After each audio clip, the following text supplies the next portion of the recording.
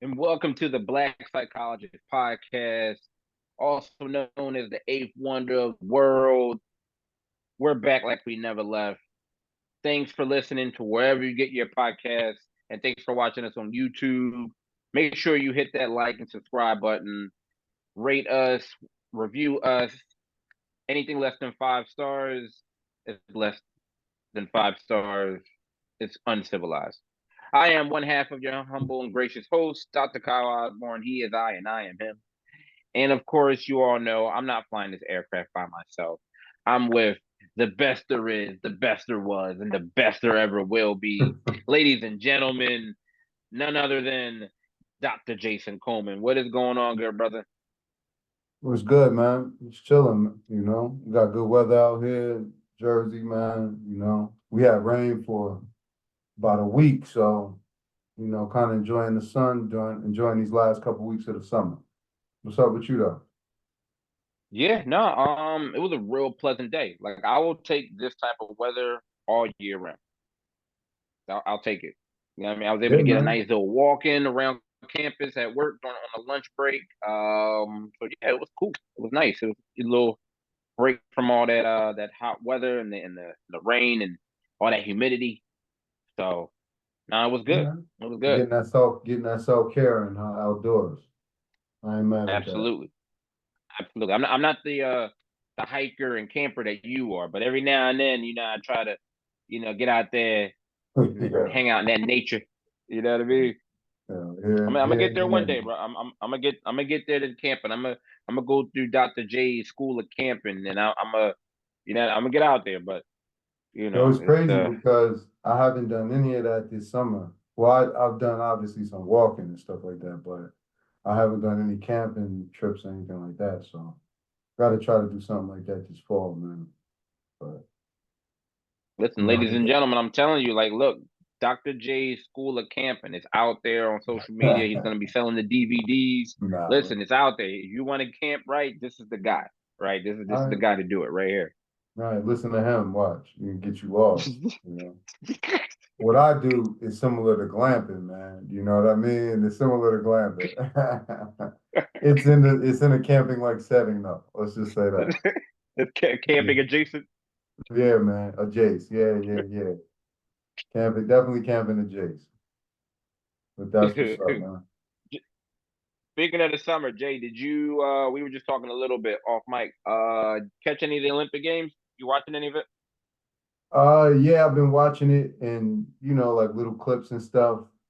Obviously all the stuff with Snoop Dogg I've been seeing, man. So Yeah. that's been good. That's been funny.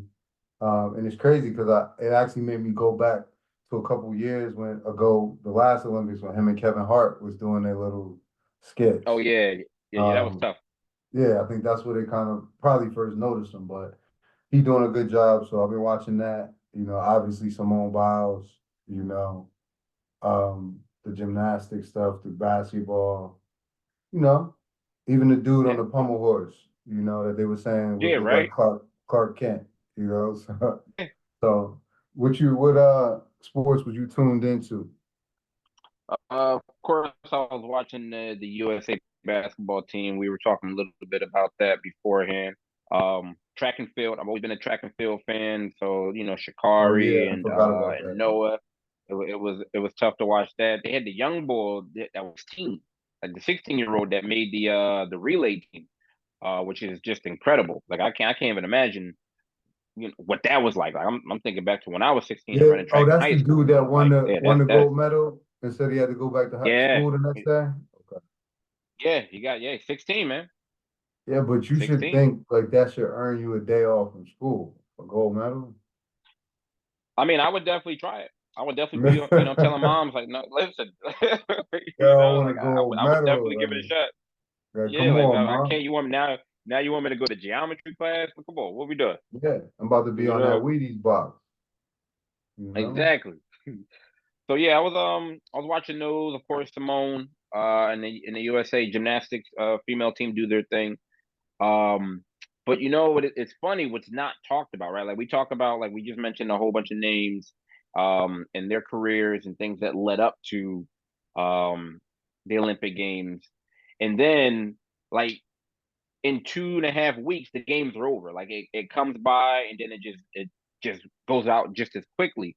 And a lot of times what's not talked about um is like that adjust or the mental health. Like we talked about the mental health of the athletes when they're preparing and when they're training and what it's going to be like. How are they taking care of their mental health while they're actually performing the sport and the task and their preparation? But what is not talked about is what happens when the games are over. And what we've learned, right, off a few articles, is that a lot of the athletes struggle to find meaning and adjustment beyond the competition. And for some of them, it's been some serious mental health consequences for some. So I checked out a couple of studies. One study said or found that elite athletes, especially professional, collegiate, and Olympic, often confront or are faced with these short and long term mental health issues like burnout, eating disorders, anxiety, and depression. So, according to the IOC, that's the Internal Olympic Committee, in 2023, they stated that 33.6 of elite athletes suffer from anxiety and depression when their career ends. 26.4 experience severe mental health problems. There was another study done by researchers at the University of Toronto that found that 41.4% of the Canadian national team athletes who were training for the 2020 Olympics had depression, anxiety, an eating disorder, and more than one of those conditions were surveyed also in 2019. Right. The other survey that I found said that found that Olympic and Paralympic athletes in 2018 and 2019, 24% of those athletes reported psychological distress after the games. So, just kind of more to what we were just saying is when the competition ends, and say if an athlete is retiring, like this is maybe their final Olympic Games, it sounds like it's a lot of that a huge adjustment, right? Like a lot of them feel lost, because if you look at it, everything has been leading up to this point. Right? You got to think about it. They've been training for however long, probably for this has been something that's been a part of their life, right? A lot of these Olympians, they've been training, whether it be track and field, whether it be gymnastics, whether it be um, fencing, whatever the case may be, right? This is something that they've been doing to get to this level since they were young, and Right. now, just like that, it's over, right? Like Well, literally. So now, what do you do? I mean, it makes a lot of sense, right? Because the analogy is like we all have heard about the struggles like with NFL players and a lot of these people like after their career is over, right? So, Right. you know, obviously being an Olympian is a different level. When you talk about being the best in most of the time like an individual sport. But it's similar in terms of like you're taking in terms of the money being removed, the attention being removed, notoriety, right? And how do you deal with that, right? And just from our perspective, I think we can understand it pretty well, and most people can, right? Because remember, we've had a lot of conversations when we were in school. We used to have a lot of conversations about like the geriatric population, right? Mhm. Um, and people like entering into that stage, specifically like the retirement age, right? And how you have to literally plan for retirement, right? Because when you go from being a working person or running a business or running a company into your late 60s and say you retire and you're 68, 69, and then all of a sudden you're 72 and you're retired and you might not necessarily have as robust of a schedule, and all of these things that you have to do, it can impact you, right? If you don't necessarily have a plan. So obviously Mhm. that's a much smaller level, kind of like a microcosm of what you're talking about in terms of the Olympics. But I feel like it's a good analogy, right? Because you have these people that have had a singular focus, maybe since they were kids. You know what I mean? To be the best gymnast ever, be the best at judo, the best whatever in this competition. You reach the peak, whether you earn a medal or not, and then it's over, right? It's like, what are you gonna do now? So I think Yeah, that could if be you a if you look because yeah, because you you mentioned something really quick in that as far as like what they're driven by, because athletes we know identify very strongly with like work and goals. Like, what is the goal? Like, all right, whether even if you're playing like an NBA or you're playing like in the NFL, like your goal is we got to get better so we can win a championship. If Right, you're training for the Olympics, got to get better time so you can make the trials. And once you get the trials, now it's like, all right, now we're on the grand stage. We got to get the bronze, silver, or the gold. And so much is dedicated to that effort of training, right? Like we look at it, they have to, the sacrifices that they make. You're talking about time away from your loved ones or your family or your friends or difficulty managing like social, like if you even have one, right, dieting, weight training, like all these other different things that accumulate to these 2 weeks. And it's all driven toward that, like you said, just like someone that's been working in whatever field, like this has been a part of your routine, your structure, all these other different things. And now, like you got this worldwide, like global media coverage of who you are, what your background is, so on and so forth. And what if you're like one of those people that win like the gold, right? So it's not going to carry over. Like we know most of the gold winners or the people that like get a medal, they might go on to do other different things, right? Speaking events like you just mentioned, like endorsements on Wheaties or right, other different things. But what if you're like the person that came in sixth or seventh or whatever the case is, and now you got to go back to your regular life, and it's like now, what is your routine? What is your structure? Because everything you've been working towards has to be here. Now, what do you do? right. It's tough. Like it's a hell of like a reality check kind of coming down from this. Like one day you're in the Olympic Village, you're around all these other different athletes, you're having fun, enjoying themselves, and then now you back at home in the neighborhood. Right. I mean, it's similar to in a lot of instances what people say about like college sports, right? In terms of Mhm. coming, you get a scholarship. They say, listen, take advantage of your education, however you look at it, right? Because once this opportunity is gone, you know, you're gonna have to use the other opportunity you created for yourself, or you might find yourself home or in a worse position, right? Um, so that's kind of I wonder what the plan is, and obviously there's probably no plan because you're talking about different sports, different areas of the world. You know what I mean? Different disciplines, but that's when kind of your circle comes into play, right? Because Right. you got to have good people around you that are preparing you for a second career, right? Especially if you know that you're in the type of field like a football player or something where you peak early and where you're going to be in Hmm. your early to mid 30s and you know your best years are kind of behind you at that point. Right. So with fields like that, you got to prepare for your next move.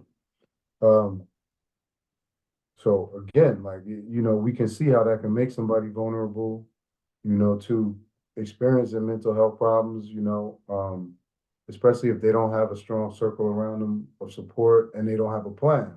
Because a lot of times, it's going to come down to value because if a person values, kind of like mindfulness, then they don't really have to worry about it, right? Ricky Williams, when he left football, he wasn't really missing anybody, right? Right. Because he was out there in his tent enjoying his life. And the people that you find, what's the dude's name? Myron Roll, who Yeah. Yeah. became Yeah. he's a Yeah. neurosurgeon. He's Hmm. probably not missing football, right? Because he has his value, he's making contributions. I'm not saying he doesn't still love it, but you know what I mean? You can get that value other places. And he's kind of a bad example because I think he left on his own. You know what I mean? But you understand the point. It's like the people that have a plan, they're going to transition a little bit, better. Like you look at people like Tiki Barber that are on the radio, Michael Strahan, Bart Scott, right? Like these are people that kind of came from that, that Hmm. high of being in the NFL and then transitioned to somewhere else. But it wasn't by accident. Like they had a plan. They all put in work. They had a plan. So I think I think the that's biggest what it thing comes down also to. is that the word value that you just mentioned. Like a lot of athletes, generally speaking, they derive their value and their confidence from what they do, right? So you're now no longer that track star. You're no longer that wrestler or whatever you were really good at doing, because that's what people kind of knew you as, right? You're so and so the wrestler. This is what you do. So now that you no longer have that particular activity that you derived a lot of your confidence or a lot of your value from, it's like, what do you do, right? Because that's when Yo, some of those agonizing decisions come in. Like, what do you do next? Do I keep competing? What direction? What else am I good at? And if you yo, don't but have can that we plan, like really, you if mentioned, we think you know what I about mean? it, bro, can we really blame them for being impacted? Like, if we really think about it, right? Like, they blame basketball players, baseball players, football players if the team lose and they don't like the look on the player's face. All right. They don't think he's trying hard enough. They'll be leaving them hate mail, ripping them on the radio, wanting really Yeah. bad things to happen, right? So, and I'm not trying to be funny. Everything is connected to value. They give you contracts not for being a good guy, right? They talk about it all the What, time in what, football, what, right? what you can do, right? Right. What you can do or your cut, right? Right. It doesn't matter what the issue is. So if that's the standard, right, and we know, they're gonna say it's merit based and all of this other stuff, and it's cutthroat because of that, then and you're constantly trying to move up to the next level, which is a more elite club, more exclusive club, right? How long making it to the NFL, then being a starter, then being a vet, Mm-hmm. right?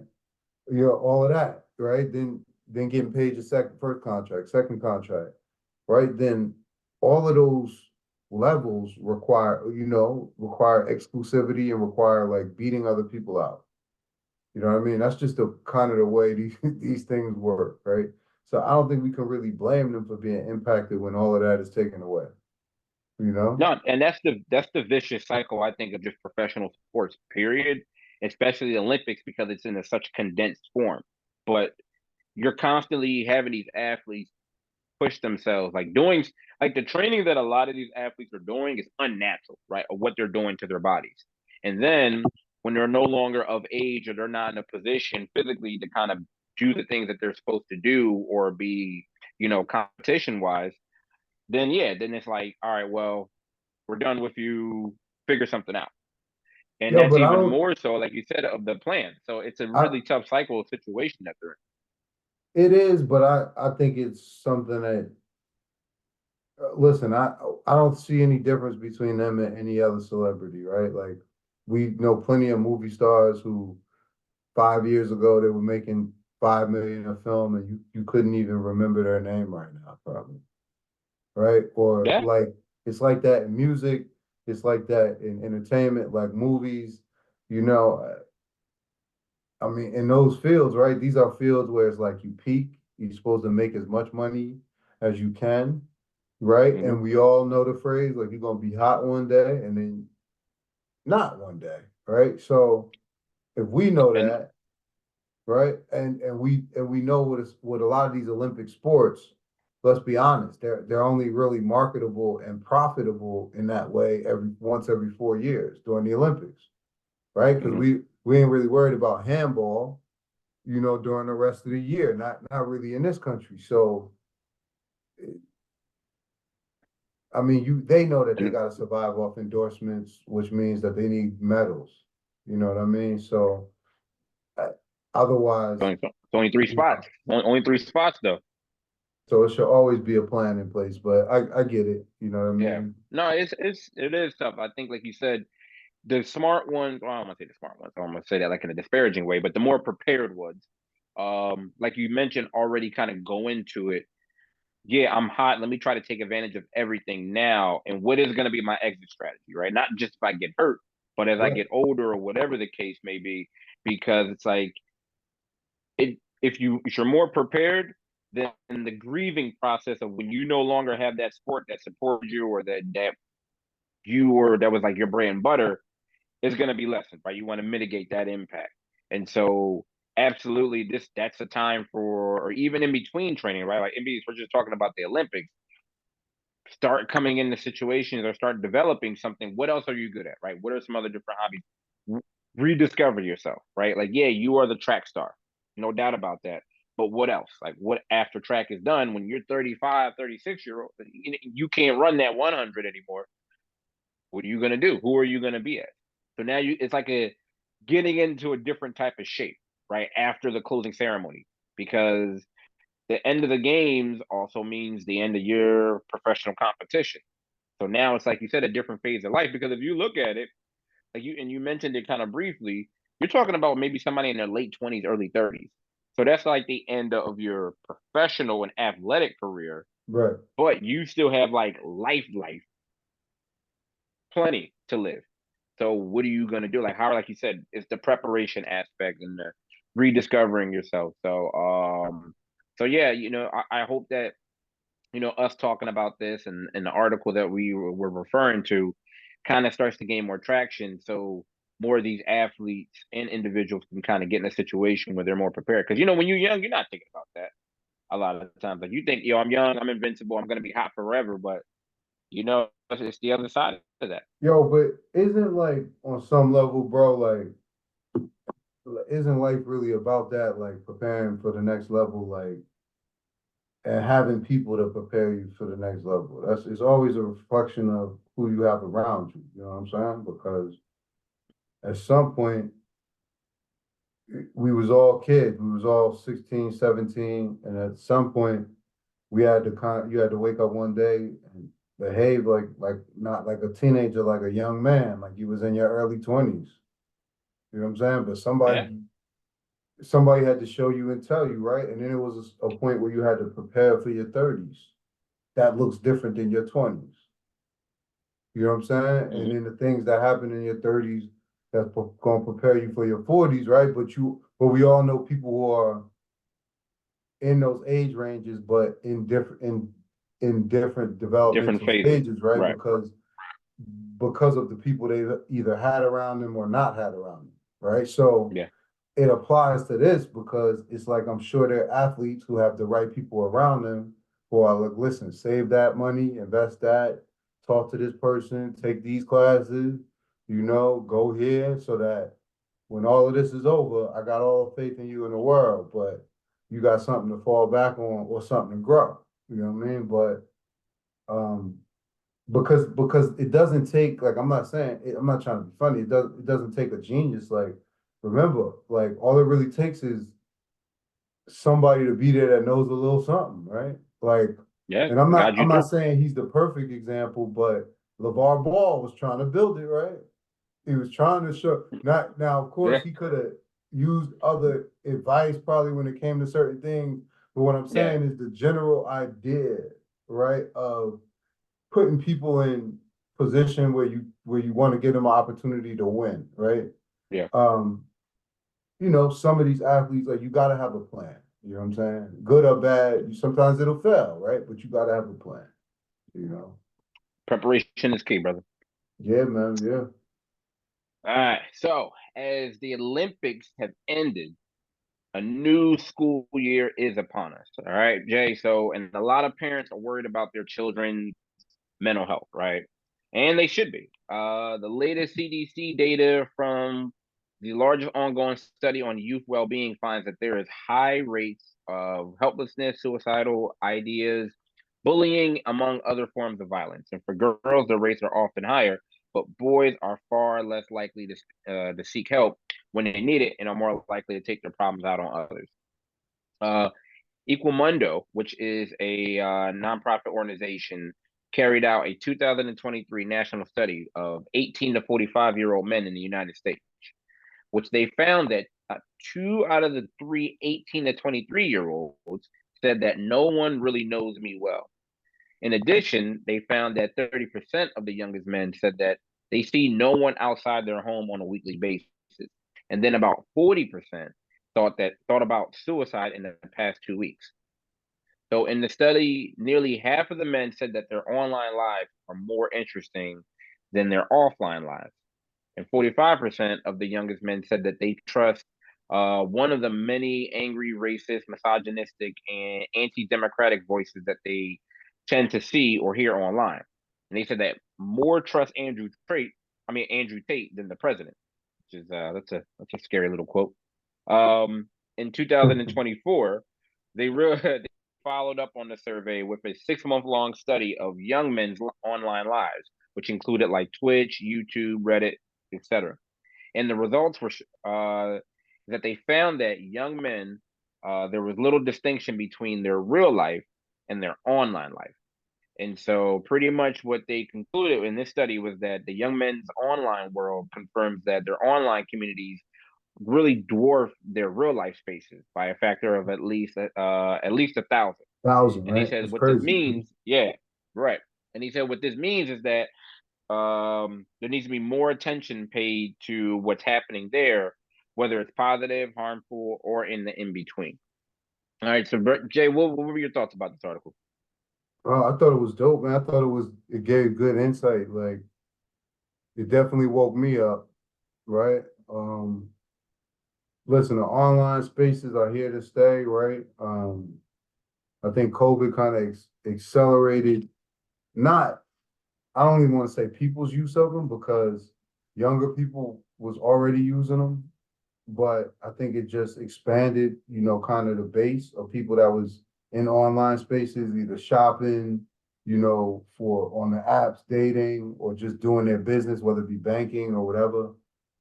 Mm. But this is like YouTube, 2.4 5 billion users a month, you know, 2.45 billion. What was the other one? Fantasy football. My handwriting is messy. 75 million users, right?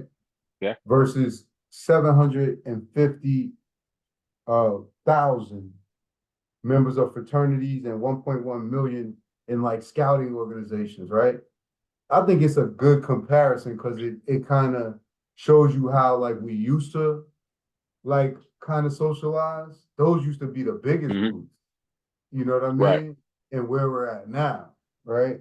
Which is fine. Like I'm not one of these people that are gonna say, oh, we're doomed because people are online. It's not that. But like the article says, you gotta kind of value and pay attention to what's going on in those spaces, right? Because this is where the largest amount of people are congregating, you know? Right. So that's where I think, and the article kind of talks, they give their opinion about, kind of like the manosphere and the right wing, kind of conspiracy theory, which is some of the views that are online, right? And how to Right. shield kids from them.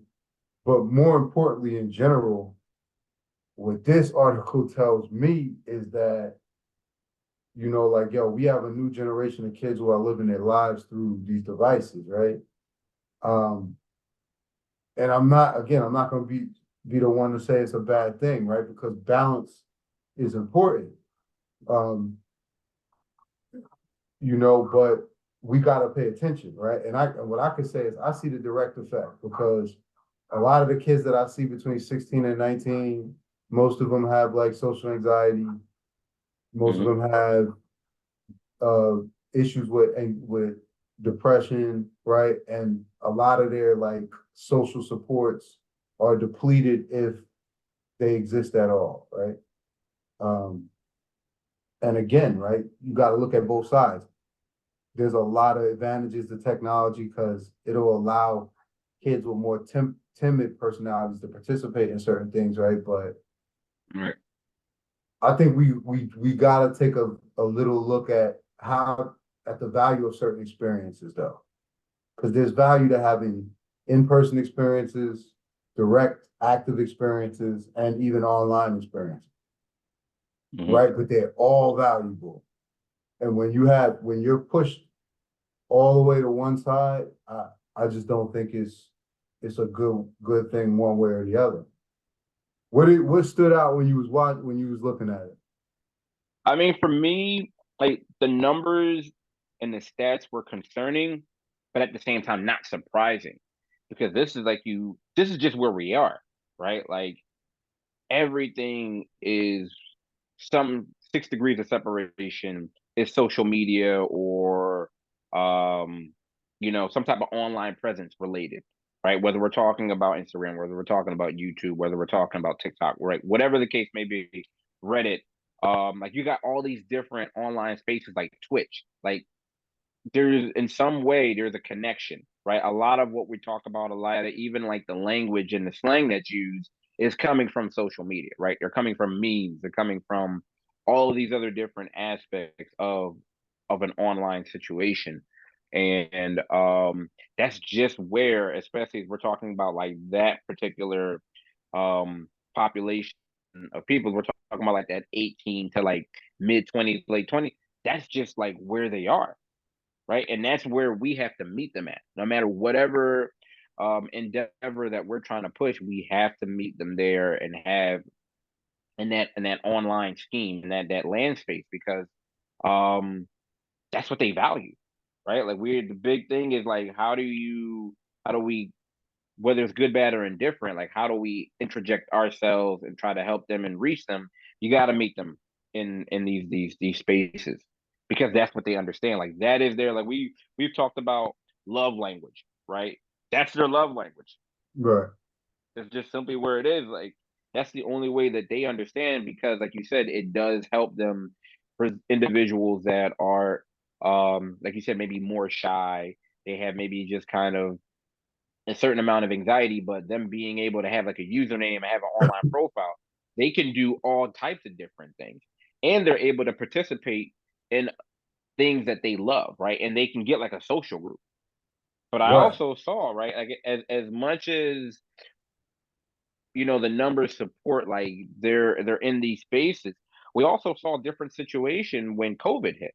Right, like we saw as much as these kids, or I don't want to call them kids. I'm definitely aging myself, but as much as we saw like these young folks using being on their phones and being online, being on social media, and all these different things. We also saw it like when schools shut down, how the depression and anxiety rates went up because there is still some aspect of just that in person, right? Social Right. aspect. Like that's very present, and we saw that, right? Because if that were the case, we wouldn't have seen the high numbers of mental health issues rising, right? Because they were being indoors, because they still had the ability to communicate online or on their phones or whatever the case is. So there's still an element that's part of it. They still need that face to face or that social interaction. However, because of online, the reach is just so much further. Like you can talk to somebody in a whole different state, a whole different country, and everybody's commenting on things, right? Like they see a meme, they see a video, everybody can comment on that. So just And, that social aspect is so powerful. and that's the part I think that sometimes if you older, you're not gonna really understand the fact that people are now using social media to do everything. Like they're using social media to find friends, relationships, right? And also, I think the biggest leap a lot of people don't understand from, is like emotional support, right? So, And like and answering questions they have, all of these things, right? So that's why you see people like that will go on their Instagram page or go on Twitter and post like I'm having a bad day or post and really be discussing what's going on in the comments with people and all, you know, they're receiving their emotional support in one form or fashion through their electronic device, right? And it's not necessarily a bad thing, but I think a lot of times, people don't put as much value on it, as they should, right? Because think about it. People are spending hours and hours in these spaces. Just look on your phone, right? And the usage, it'll show you the usage rate, in the places that you go, right? And I know my nephews and clients and students and all of that are spending twice as much time on the phone that than I am. oh yeah. So, Listen, they're getting emotional support, they're getting validation, like they're getting all of these things that are so important that we look for. Like just in the comment section. Like and if I think somebody comments on we this, all they are, they but they work on the comment. Like they're getting it off, man. They're going crazy like in these yeah, things, and they're getting all of that just from someone is just like, oh yeah, I hear you. Like the likes, like even on a comment, right? Commenting on a video or a post, and then someone liking your comment, and then more people liking your comment, like, and somebody that's commenting on your comment, and it like promotes a complete discussion on this, that, and the third. Now, I do believe that.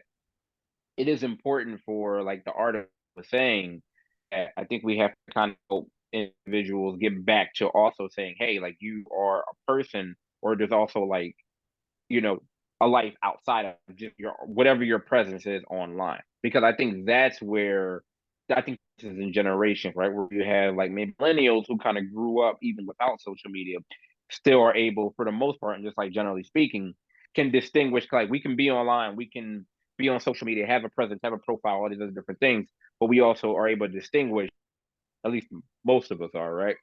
Like real life from whatever is online. I think Right. here that's been the issue with a lot of the younger folks is that they think whatever's happening in these spaces is real life, and that's not really all the I case. But think, for them, it is. but that's the thing. That's where the disconnect occurs with a lot of us, right? Because it is real life for them. Right for them. I mean, Yeah. well, just for them and in general, right? Because if somebody meets and establishes a relationship online, it's real life, right? Right. It may be a different method, but it's real life, right?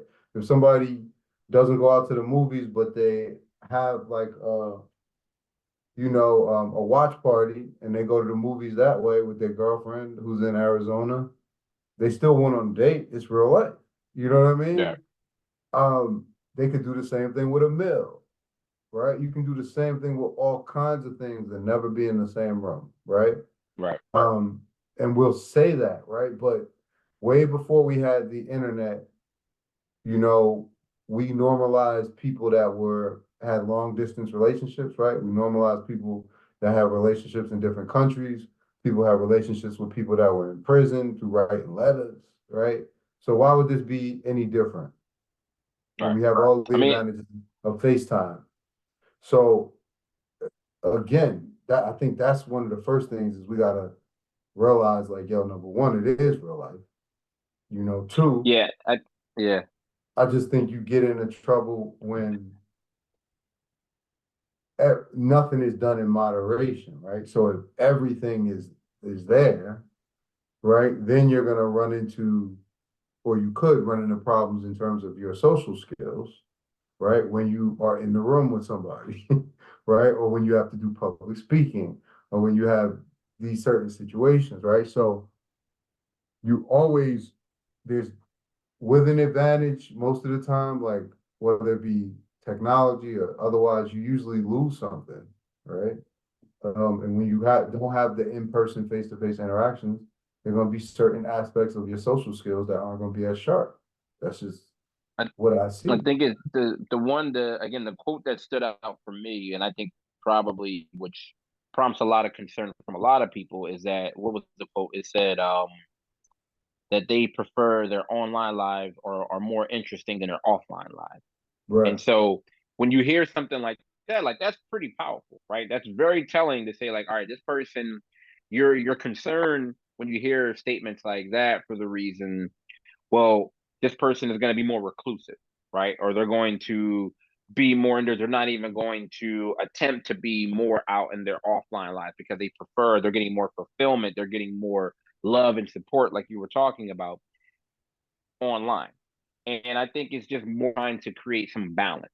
And the only way you're going to do that, especially with this population of kids, right, with this demo, is that you got to meet them where they're at, right? You got to utilize whatever they're doing online and whatever their things that they enjoy, that they value, that they're interested in, that they're able to do online, because this is something that they've grown up with in their life. It's like, all right, well, it's creating a balance as much as possible and not minimizing or talking in like in a disparaging manner about the online stuff, because for me that's what I've noticed, that where like parents struggle is that Right. they start like talking in a disparaging manner, they start trashing, oh, you're on social media, blah blah, blah. That's not real life and such and such, and like, no, it is real life.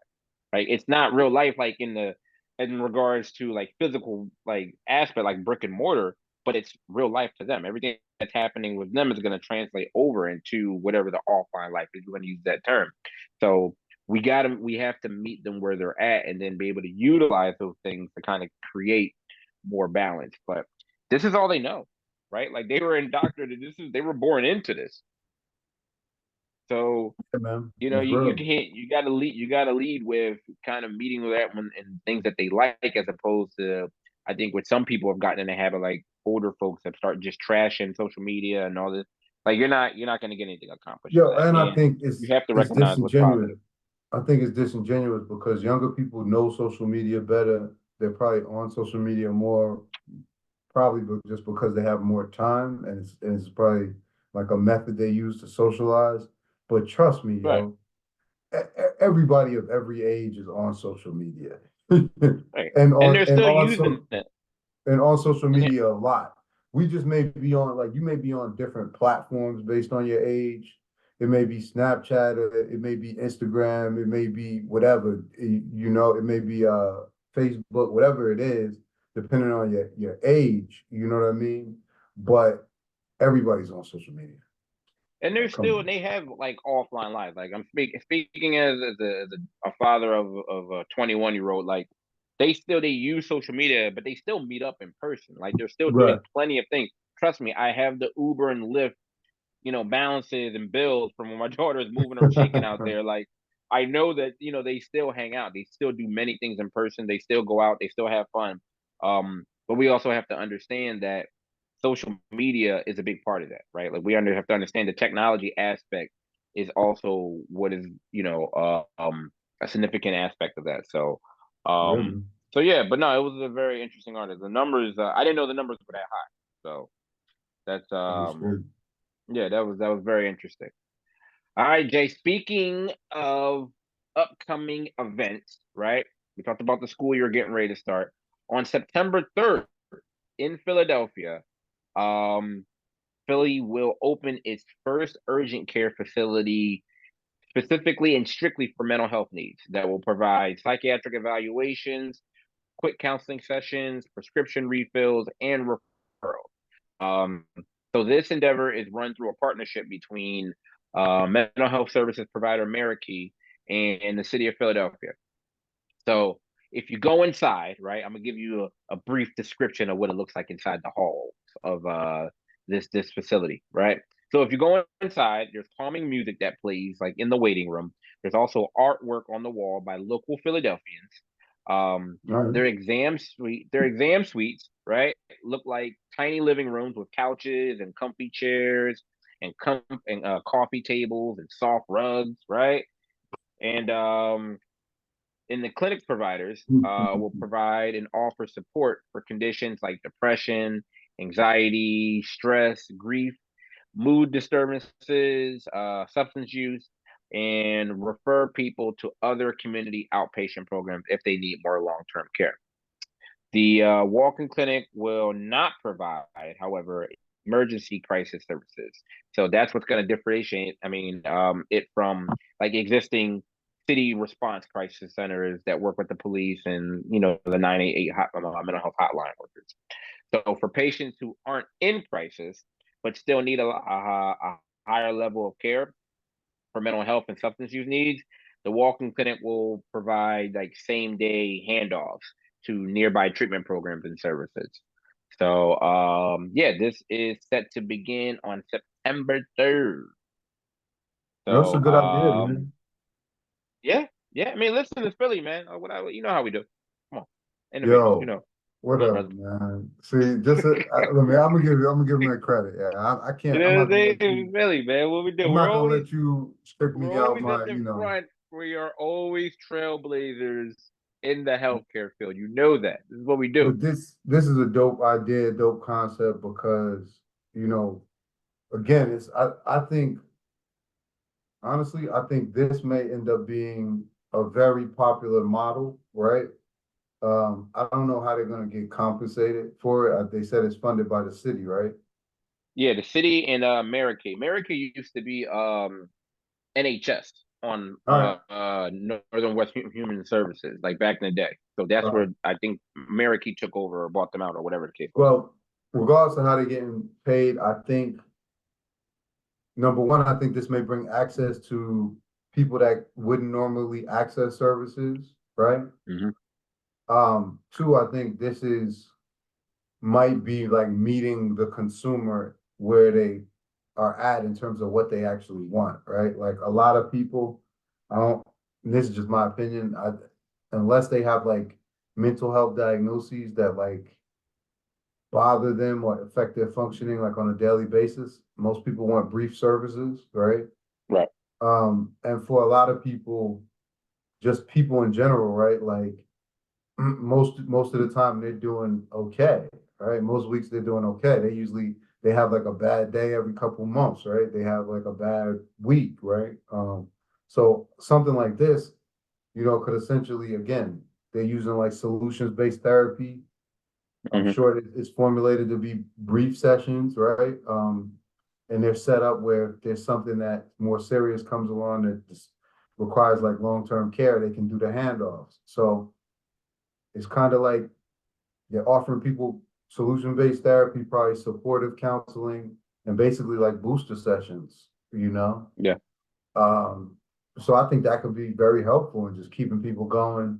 And for a lot of people, it's probably what they want, for people that are busy, don't necessarily need to go to therapy every week. That's the only reason why I was asking about money, because I was like, if it's profitable, it's one of these things where you could see done in combination with urgent care, Hmm. or you could see it popping up just like urgent care, right? Because how many people you think if they knew, like without necessarily having like permanent record, different things, right? If they're driving home, they have a bad day, they go just talk to somebody, and then somebody's gonna be there and go talk to somebody, and then go on home, right? Yeah. The same way if you sprain your ankle, right? You ain't gotta go to the hospital, you go to urgent care, you might be there 2 hours, you going home, right? Um, Hmm. so it might be a good option, right? And then honestly, it gives more people access to mental health, and at the very least, it's a screener for other things. So Yeah. I like the proactive approach. In the case of, like you mentioned, if it's a situation where maybe even if someone was already in therapy, right, maybe someplace else, and they just kind of, like you said, need to tweak a booster type of situation. Um, I can see a lot of individuals that are dealing with like a lot of work stress. This would be very appropriate for them. A that's situation where, right, you don't, if you are experiencing like some low mood, depression symptoms, or some anxiety, where it might be situational based, this is perfect, right? Like this is a situation that like absolutely help them manage this before the symptoms become more severe, they become worse. So this is like bro. right on point with that. But imagine that, right? Imagine like, yo, people have a hard day at work, right? What do? They get off work, they go to Applebee's, they go to Fridays, right? They go to the gym, they go to Starbucks, have a cup of coffee, right? All to calm down, right? Imagine if that's why I said, if it was an urgent care kind of like, for lack of a better term, just the analogy, like a McDonald's fast food kind of setup, right? Where it's like you can pull in, you could say, "Hey, I'm so and so. This is the problem." You tell the person, and it's people you can talk to, and then you there and you leave, right?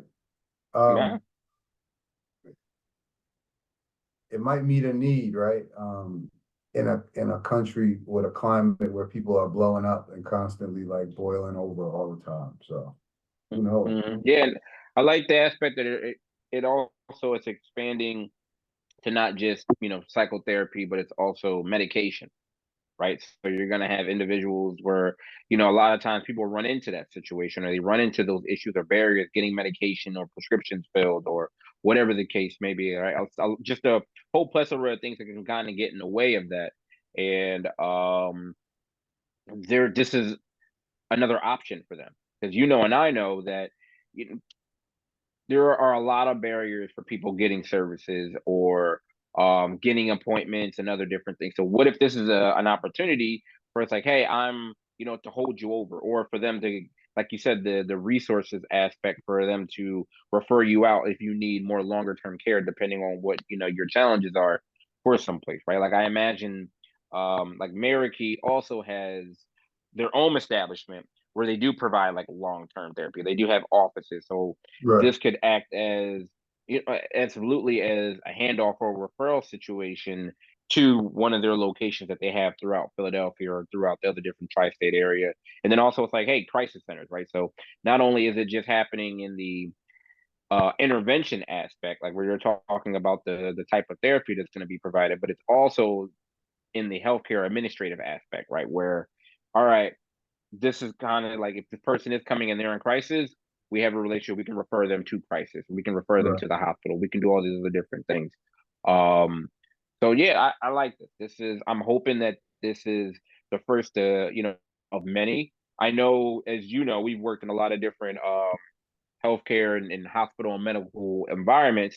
That there's absolutely going to be some trial and error with this, right? So it's going to be interesting to see how all these other different kind of situations and scenarios that are going to pop up. But the only way you're going to learn how to get these urgent cares regarding mental health correct is if you open and it's like, hey, we gotta get it running. And then Sure. whatever issues and things that pop up, it's like, okay, we troubleshoot. This is how we can improve. This is what we need to do better. So the next location, you're able to work out the kinks and troubleshoot these things and resolve the issues. Um, so yeah, like this. This is dope, man. This is really, really, really cool. I like this endeavor, and my one concern is that I hope that along with some of the partnerships that they have that are involved, that this gets communicated out, right? Like I hope that through social media, like we were just talking about, in other different areas of that, like they advertise it so more people. Like I think this is going to be on Broad Street, like in Broad and Allegheny, so that's like really in the middle of North Philly, which there's a huge need for mental health care services. So I'm hoping that they start to advertise or they get, that promotion going so people will come, right? Yeah. And so when you start seeing that, because that's what you need. You need the folks to come in. And sometimes what I've noticed is, a criticism that sometimes with some of the mental health care advertisement, it's not on the same level that you see other different endeavors, right? You don't see, so a lot of people are like, oh, I didn't even know this was here. I didn't know this was going on. So I hope that they get an opportunity and they promote. Like I know I'm going to be promoting it on my page. I'll definitely promote it on on our Black Psychologist social media platforms, just so more individuals, especially in Philly, will hopefully it'll get reached to them and they can check it out, and even hopefully it'll catch on. It can get tagged, and you know how these things go and get legs. So but yeah, Dope, man, man. shout out to America. This is a really dope initiative, and I hope it's the first of many. You Definitely, know, definitely. Dope. Jay, anything else before we get out of here, good brother? Nope, just again, been a long summer, man, but appreciate everybody's been hanging with us. And we're getting ready to get charged up for the fall. So just appreciate everybody that takes the time to listen. Thank you for that. And we'll be back next week, before next week. Absolutely. The numbers are growing. We do absolutely appreciate you guys subscribing and running and telling people, checking out the vids, checking out, the shorts, all the different things. So appreciate everybody locking in with us and continuing to spread the information and telling everybody about Dr. J and I. We appreciate it. We're going to continue to keep pumping out this content and giving you guys this great edutainment. All right. So wishing everybody good mental health. Jay, until next one, my brother. Until next week, brother. Later. All right.